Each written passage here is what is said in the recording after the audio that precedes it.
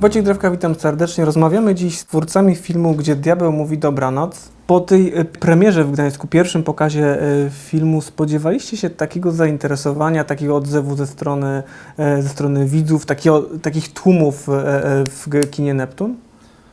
To znaczy na pewno spodziewaliśmy się, że przyjdzie sporo ludzi, ale to ci wszyscy ludzie, którzy się zjawili, przeszli nasze najśmielsze oczekiwania, ponieważ no, miejsca były zajęte po brzegi, na sali było około 1200 osób, przypuszczamy, że 300-400 nie weszło, także no, byliśmy zaskoczeni i jakby na początku były takie sytuacje podbramkowe, brakowało biletów, było tłoczno, ludzie zajmowali miejsca nie swoje i w ogóle, ale udało się to jakoś ogarnąć i wyszliśmy, myślę, obronną ręką. Film był promowany i zapowiadany jako amatorski, prawda? To dosyć nietypowe, że amatorska produkcja cieszy się tak dużym zainteresowaniem.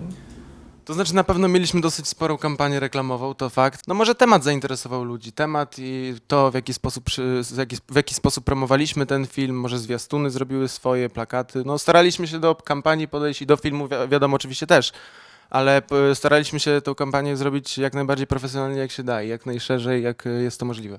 Ale biorąc pod uwagę te bardzo pozytywne recenzje tych, którzy widzieli ten film, bardzo pozytywne komentarze, czy o Was można jeszcze mówić jako o amatorach, jeżeli chodzi o produkcję filmów, bo zaczęliście przecież de facto od kręcenia filmu komórką, potem był Brud, prawda, teraz jest Gdzie diabeł mówi dobranoc, więc jakby następuje taka progresja, prawda, ale czy to jeszcze jest amatorskie kino, czy... To jest na pewno amatorskie kino, ponieważ zarówno osoby, które tworzą z nami te filmy, aktorzy, aktorki, są to całkowicie amatorzy, którzy zazwyczaj, większość z nich z filmem postawiła swoje pierwsze kroki dopiero i no sprzęt również jest amatorski, podejście myślę, może już zahacza jakąś tam profesjonalność, ale no to pozostaje ocenie widzów. Bo to, jak się przedstawiliście, świadczy o tym, że jednak ekipa miała podzielone obowiązki, prawda? Tak jak to się dzieje normalnie na planie. Może powiedzcie trochę o tym, jak to wyglądało, jak wyglądała praca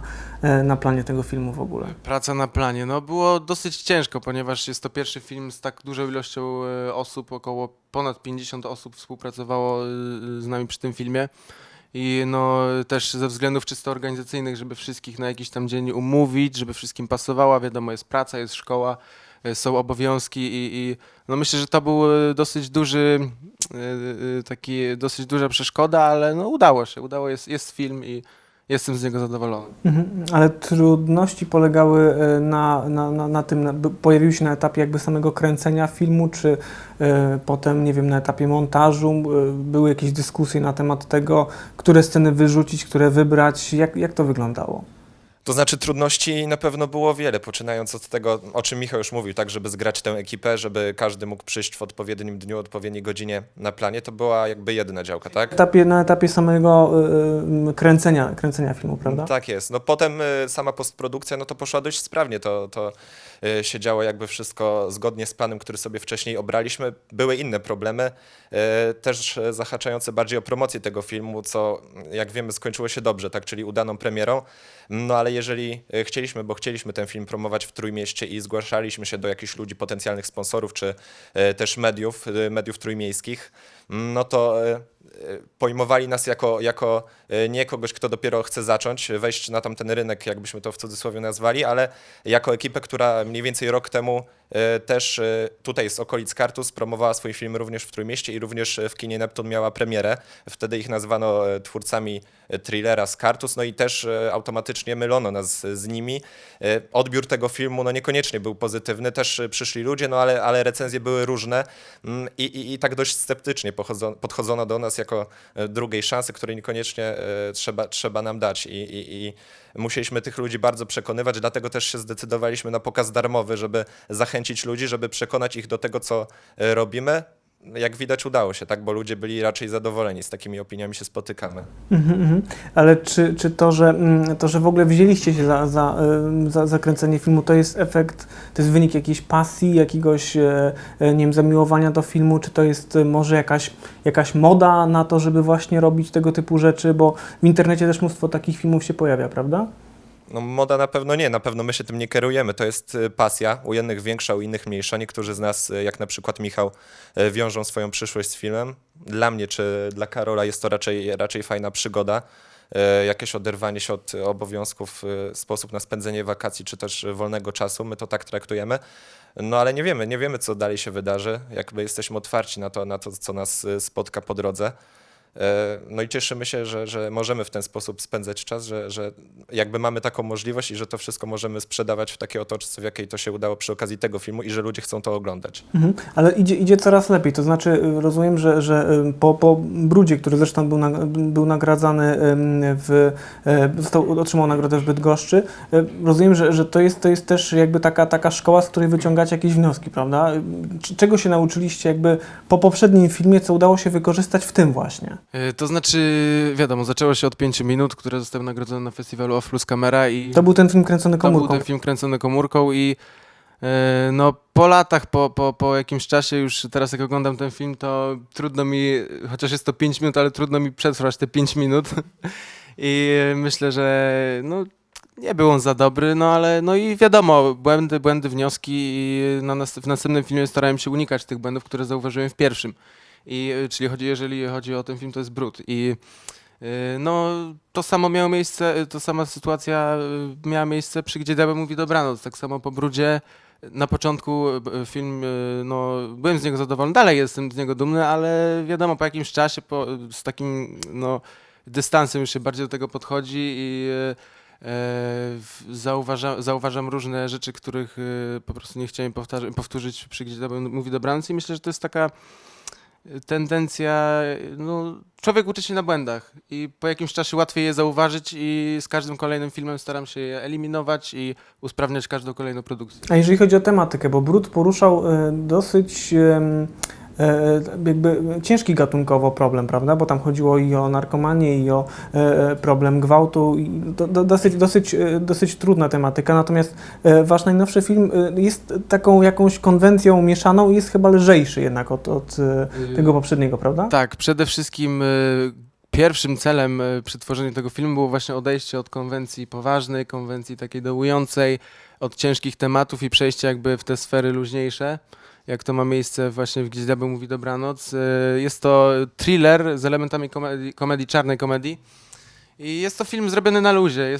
Są zarówno dialogi, postacie, sama fabuła, przebieg akcji, to jest wszystko takie jakby bym to bardziej zakwalifikował do gatunku takiego pastiżu thrillera, takich sztampowych amerykańskich thrillerów i jest to film, no ja tak jak powiedziałem, na luzie i trzeba podejść do niego z odpowiednim nastawieniem, z odpowiednim nastawieniem na konwencję i myślę, że wtedy film się spodoba. Wywołaliście niezłe zamieszanie tą scenografią na kempingu w Borowie, prawda? To był celowy zabieg. Ci, którzy nie wiedzą, to powiem, że chodzi o te dziwne znaki, które się pojawiły, jakieś malunki, jakieś tam ślady i tak dalej, i tak dalej. To było przemyślane, czy to, że tak powiem, wymknęło się trochę spod kontroli? Wymknęło się spod kontroli, to na pewno, no ale nie powiemy, żebyśmy narzekali na to, że to się tak potoczyło, że zrobiło się o tym głośno, bo jeżeli, nie wiem, rozmawiamy z kimś o tym filmie i ktoś początkowo nie kojarzy, o co chodzi, to potem od razu się taka lampka zapala. A, ten kemping w Borowie, tak, te malunki, no to już wszystko jasne i tak to wygląda. Na pewno nam to pomogło i było takim głównym chwytem reklamowym, który pociągnął potem dalej całą kampanię. To wszystko, co o filmie mówiliśmy, co chcieliśmy przekazać, to jak się dawało hasło kemping w Borowie, no to automatycznie ludzie już swoją uwagę przykuwali. No i cieszymy się, że tak to się potoczyło, chociaż nie było nam do śmiechu na początku, no bo tam i policja wchodziła w grę i też strach jakichś przypadkowych osób, także byliśmy trochę zdenerwowani, no ale wszystko na szczęście się dobrze i dla nas i myślę dla wszystkich zamieszanych w tę sprawę skończyło. I może takie pytanie jeszcze, które pewnie interesuje ludzi, którzy być może zastanawiają się nad tym, jak wejść w tę branżę w cudzysłowie i zacząć bawić się w coś takiego. Mieliście jakichś sponsorów, mieliście jakieś wsparcie? Ktoś wam pomagał, nie wiem, finansowo czy organizacyjnie przy produkcji tego filmu? Więc tak, sam film zrobiliśmy z własnych pieniędzy, jakieś zbiórki na paliwo, czy jakiś dojazd do jakiegoś miejsca, jakieś rekwizyty, to wszystko z naszych pieniędzy. Problem się zaczął, gdzie trzeba było zebrać pieniądze na plakaty, na premierę, na projektor kinowy. I tutaj właśnie się odezwaliśmy do sponsorów, no i poprosiliśmy ich o pomoc.